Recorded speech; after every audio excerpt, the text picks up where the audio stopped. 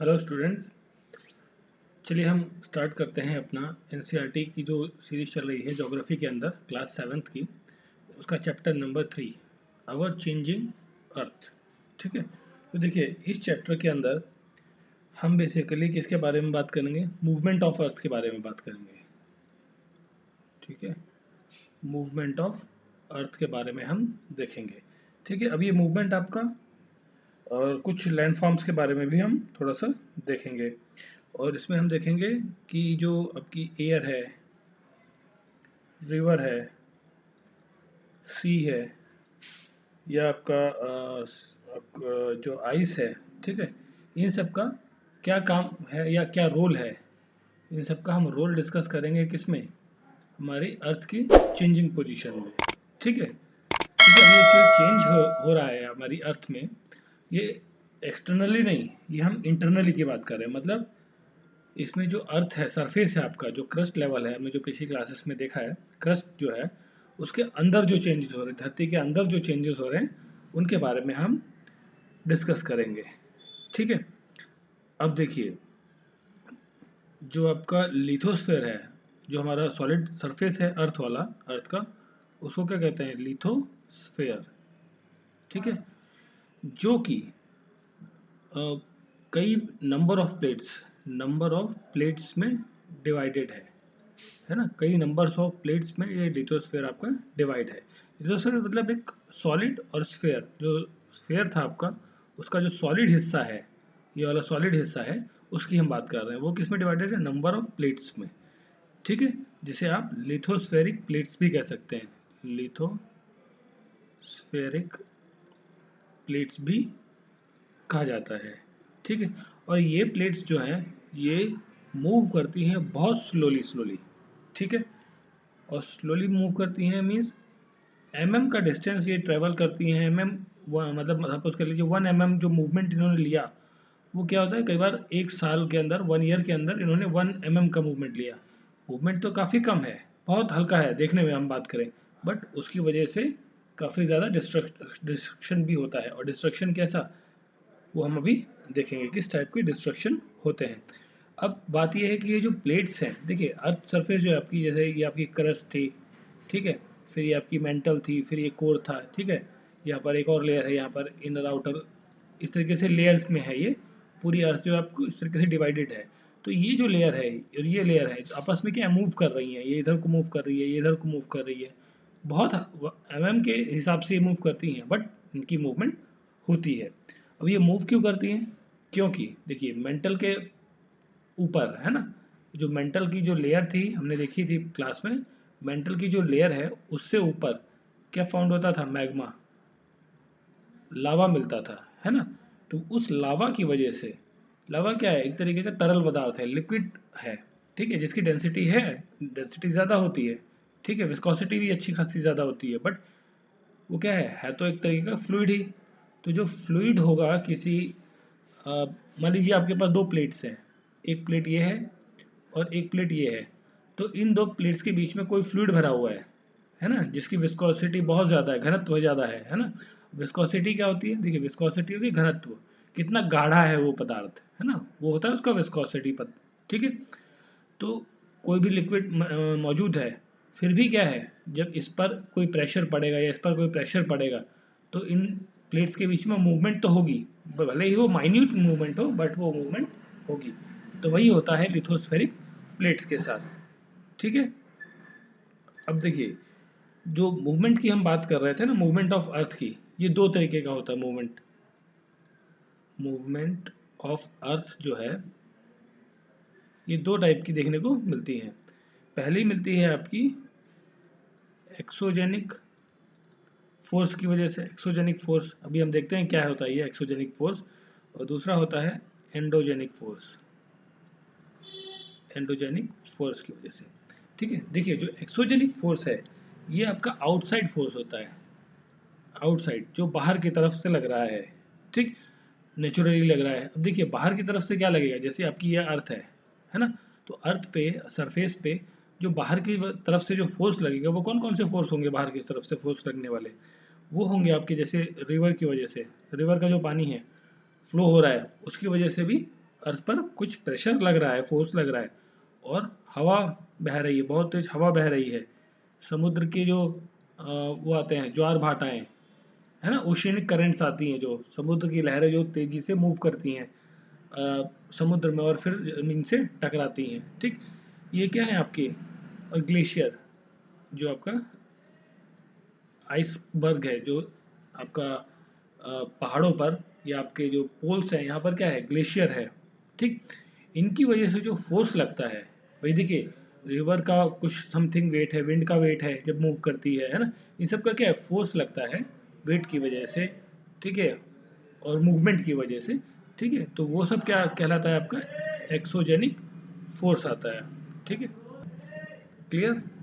अब हम बात करते हैं, दूसरा पॉइंट था हमारा एक्सोजेनिक हो गया, फिर हमारा दूसरा पॉइंट है एंडोजेनिक, एंडोजेनिक फोर्स।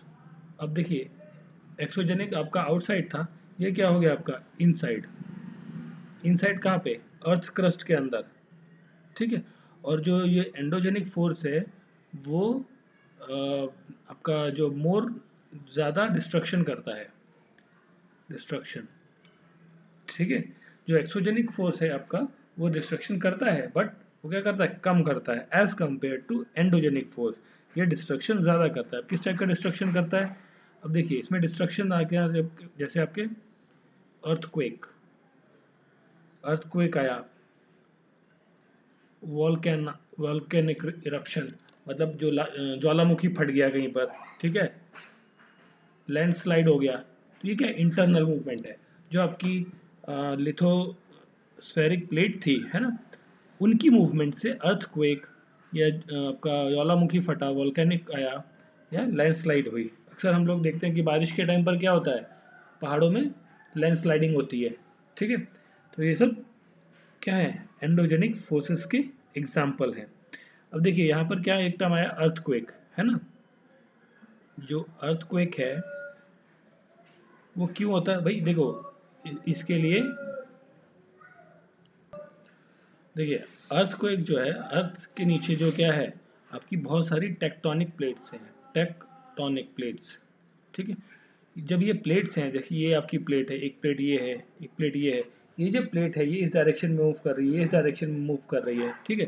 फिर ये जब ये आपस में टकराती हैं या कहीं पर एक दूसरे से टकरा के ऊपर की तरफ या नीचे की तरफ आती हैं, है ना, ये जब आपस में घर्षण होता है, फ्रिक्शन लगता है जब आपस में, तो उस टाइम क्या होती है, अर्थ पर वाइब्रेशन क्रिएट होती है। इनकी वजह से क्या होती है, वाइब्रेशन क्रिएट होती है, वाइब्रेशन क्रिएट होती है, और इस वाइब्रेशन की वजह से अर्थक्वेक आता है, ठीक। अब देखिए इसका, इसमें एक टर्म आता है एपीसेंटर, एपीसेंटर, ठीक है। तो यहाँ पे देखते हैं एपीसेंटर, ठीक है। एपीसेंटर क्या होता है, ये वो पॉइंट होता है जहां पर कोई चीज स्टार्ट हुई। जैसे आप मान लीजिए एक तालाब है आपका, है ना, आपने कोई पत्थर इस पॉइंट पर फेंका, तो इस पॉइंट पर क्या है, लहरें ज्यादा तेज उठेंगी, फिर धीरे धीरे धीरे जैसे जैसे ये दूरी होती जाएगी, देखिए इस पॉइंट पर जो लहरों की जो गति है ना, वेवलेंथ जो होगी वो क्या होगी, कम होगी, और इस पॉइंट पर क्या होगी, वो ज़्यादा होगी, ठीक है, लहरें ज़्यादा ऊंची होंगी। तो उसी तरीके से जहाँ पर ये टकराएंगी प्लेट्स आपस में, उस जगह जो वाइब्रेशन है वो ज़्यादा होगी, जैसे जैसे दूर चले जाएंगे तो वाइब्रेशंस कम होंगी। तो जितना ज़्यादा आपका डेप्थ होगा एपीसेंटर का, उतना ज़्यादा जो आपका सरफेस है, ये वाला सरफेस, यहाँ पर आपका जो मूव वाइब्रेशन है उसका फीलिंग कम आएगा, ठीक है। और जितना ज़्यादा नज़दीक होगा उतना ज़्यादा वाइब्रेशन आएगा और उतना ज़्यादा डिस्ट्रक्शन ये सरफेस पे करेगा, ठीक है। अब देखिए, देखिए अभी यहाँ पर दो तरीके होते हैं, टू मेथड्स हैं, टू मेथड्स होते हैं, जिसके तहत क्या होता है, आपका जो लैंड फॉर्म है ना, वो चेंज होता रहता है। और जिसमें हम बात करेंगे, जो ये हमारा जो एक्सटर्नल मेथड है बेसिकली, है ना, जो एक्सोजेनिक फोर्सेस के तहत आएगा, जिसमें आपका वेदरिंग होता है, एक वेदरिंग, ठीक है। वेदरिंग मतलब क्या हो गया कि जो रॉक्स हैं आपकी वो क्या है, टूट गई, वो ब्रेक हो गई, ठीक है, और ब्रेक होके वो छोटे छोटे कणों में डिवाइडेड हो गई, और फिर वो एक जगह से दूसरी जगह प्लेस हो गई। तो उससे क्या हुआ, जहाँ पर एक रॉक स्ट्रक्चर था, ये लैंड है आपका, तो यहाँ पर एक रॉक स्ट्रक्चर था, तो ये क्या धीरे धीरे खत्म हो जाएगा, दूसरी जगह जाके डिपॉजिट हो जाएंगी, मतलब ये शिफ्टिंग हो गई एक जगह से। ठीक। फिर दूसरा क्या है, इसमें एक टर्म आता है इरोजन। ठीक है, इरोजन वन बेसिकली आपका मिट्टी से जुड़ा हुआ है, सॉइल इरोजन कहते हैं। ठीक। तो ये भी लैंडस्केप जो है आपका, ज़मीन का लेवल, ठीक है, उसको चेंज करने में काफ़ी ज़्यादा इंपॉर्टेंट रोल प्ले करता है। देखिए इरोजन किन किन तरीके से होता है, बेसिकली ये होता है वाटर से, एयर से और आइस से। ठीक है, तो कोई बड़े आइस का टुकड़ा अगर जो टकरा के कहीं से गिरे तो क्या होगा, वो अपने साथ जो मिट्टी है या लैंड का जो हिस्सा है उसको क्या है, उसको आगे बहा ले जाएगा।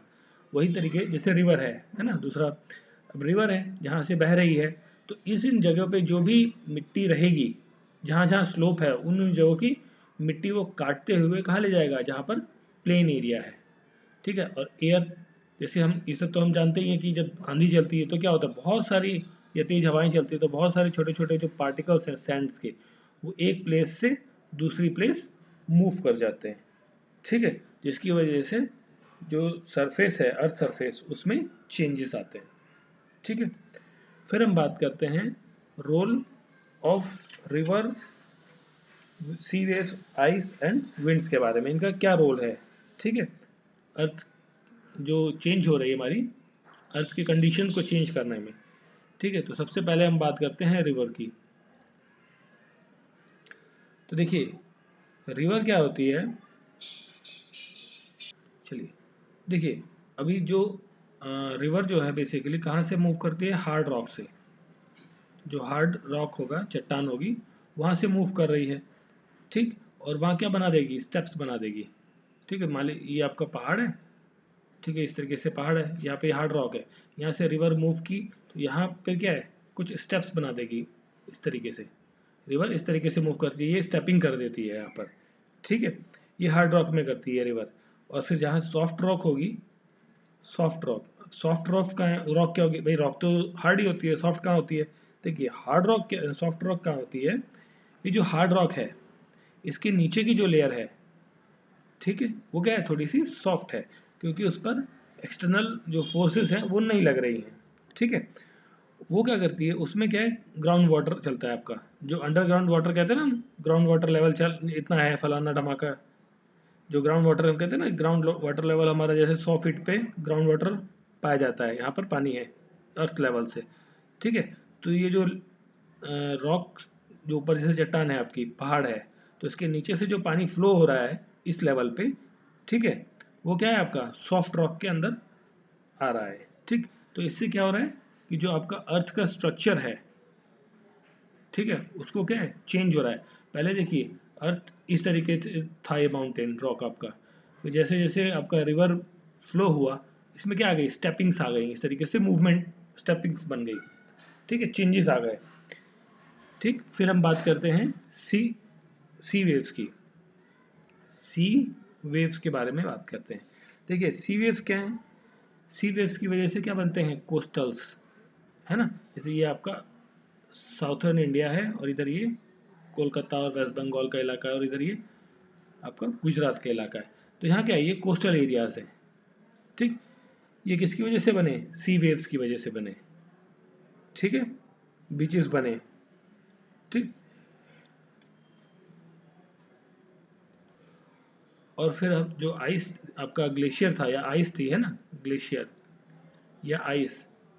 ठीक, ये क्या है, जब टेम्परेचर हाई होगा या हॉट वेदर में, हॉट टाइम पे, तो ये क्या मेल्ट होना चालू होगा, और मेल्ट होकर क्या बनाएगा, रिवर। और रिवर से हमने अभी देखा कि रिवर की वजह से क्या होता है कि जो स्ट्रक्चर है अर्थ का उसमें चेंजेस आते हैं। ठीक है, और जो एयर थी आपकी, एयर क्या कर रही है आपकी, वो जो स्मॉल पार्टिकल्स है, लाइटर पार्टिकल्स है, उनको वन प्लेस से अनदर प्लेस पे मूव करके ले जा रही है। ठीक है, तो उससे क्या हो रहा है, जो अर्थ का स्ट्रक्चर है वो चेंज हो रहा है। ठीक है, इसमें हमने बेसिकली ये जाना इस चैप्टर में कि जो आपका अर्थ है, इसमें देखिए इस चैप्टर में ज़्यादा कुछ खास इंपॉर्टेंट नहीं है, बस हाँ दो टर्म्स हैं, दो तीन एग्जांपल टर्म्स हैं, वो काफ़ी इंपॉर्टेंट है, आपको समझ में आने चाहिए। एक था एक्सोजेनिक फोर्सेस, कौन से रहे, और दूसरा एंडोजेनिक फोर्सेस कौन से हैं। ठीक है, ये दो टर्म्स जो हैं वो काफ़ी इंपॉर्टेंट हैं इस चैप्टर से। ठीक है, तो आई होप सो आपको सारी चीज़ें क्लियर हो गई होंगी इसमें। इस चैप्टर में जो जो इंपॉर्टेंट पॉइंट्स हैं मैंने सारे कवर किए हैं। तो मिलते हैं नेक्स्ट क्लास में। Thank you for watching.